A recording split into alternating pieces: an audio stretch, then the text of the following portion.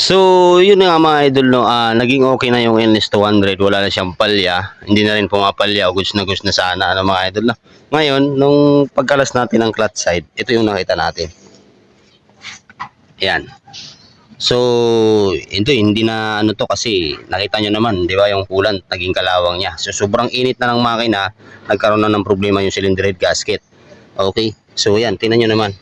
Ngayon, magbabaklas pa pala tayo ng makina nito. Babaklasin natin yan, lahat yan, lilinisin natin yan. Walang matira nito. Babaklasin talaga natin to. So, ito yung sinasabi ko na ingatan nyo sa coolant. Tingnan nyo naman ang nangyari. Malaki-laki ang gastos dito mga idol, no? So, dun sa mga mahilig mo pabaya sa coolant, patay kayo. Pagka ganito ang nangyari, magastos to.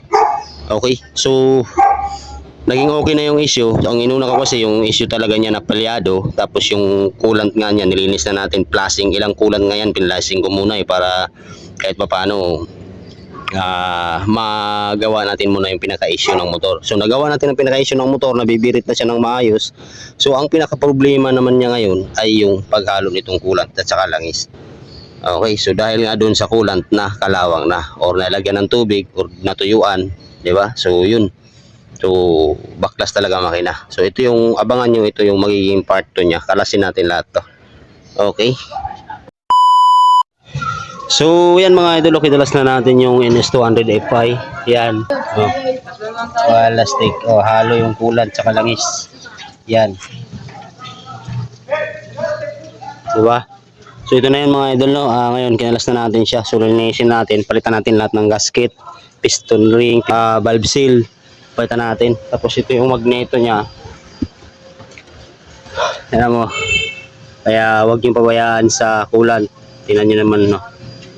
Puro kalawang, no. Buti hindi nag-stock up. Yan.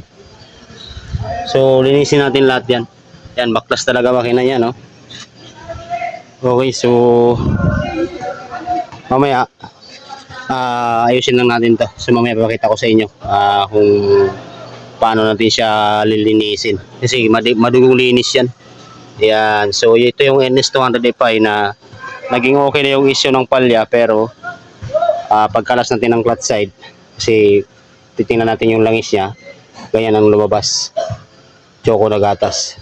Okay, so ngayon linisin muna natin lahat to. Okay, basta lahat ng gasket palitan natin. Ayan, tinanggal ko na rin yung ibang mga gasket. Ayan, durog-durog na. Okay. So yan mga idol, nilinis na natin, no, yung magneto niya na sobrang kalawang kanina. Ayan, nilinis na natin pati itong isa. Tapos ito, yan, so malinis na rin yan mga idol, no. Ayan, sobrang linis niyan. Oh. Pati yung black na ang kapal nung gasket niya. So yan, oh, malinis na rin yan, no. So mamaya buuin na natin siya. So pakita ko na lang sa inyo kung paano siya umandar. Alright, so hanggang dito na lang muna yung video natin. Buuin muna natin siya, habutin na tayo ng gabi. Yan.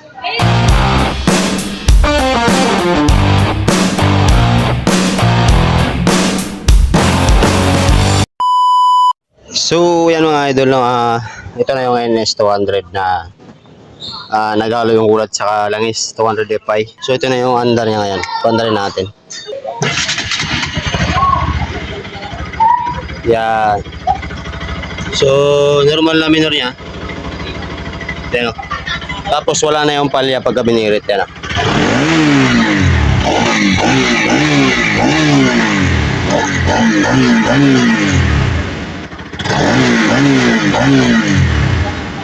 Okay, so yun lang. Kaya tapos na. Okay, solved na yung problema. Tapos wala na yung mga tagas. Dito lang mga idol, inipuksi natin siya ng konti kasi gawa ng yung pinakatubo nung sinusuksukan itong hose na to, may biyak siya ng konti. Wala naman tayong pamalit, wala naman kasi nabibili nun. Kasama kasi sa block yun. Ayun, inipuksi lang natin siya. Goods naman, wala naman tagas. So sabihin na lang natin sa may-ari. Ayan. So, okay naman, no. Wala siyang tagas, no. Yeah. Ipapalinisan lang natin sa may-ari ito para malaman niya kung may tagas kinabukasan. Okay, so yan na. NS200. Tsaka normal na yung minor niya. Wala na rin palya. Okay, so yun lang mga idol, no? Yan, NS200 FI. Alright.